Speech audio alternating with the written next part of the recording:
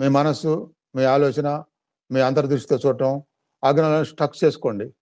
Stuck చేసుకొని ఆజ్ఞలోనే ధ్యానం చేయటం మొదలుపెట్టండి. ఆజ్ఞలో ధ్యానం అక్కడ ఏకాగ్రత కుదిరిపోతే దానికి మించిన ధ్యానం లేదు.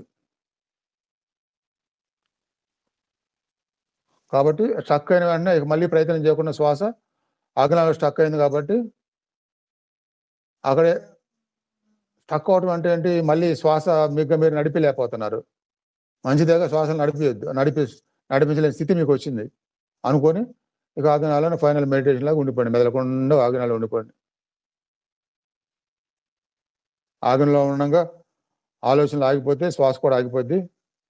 భగవతత్వం ఏంటనేది మీరు ఫేస్ చేయగలుగుతారు. భగవతత్వం ఏంటనేది, ఆత్మతత్వం ఏంటనేది, ఆత్మజ్ఞానం ఇచ్చే సూచనలు, మాటలు ఏముంటాయి, ఏమొస్తాయి అనేది మీకు స్టార్ట్ అయ్యేది అక్కడ ఆజ్ఞలో.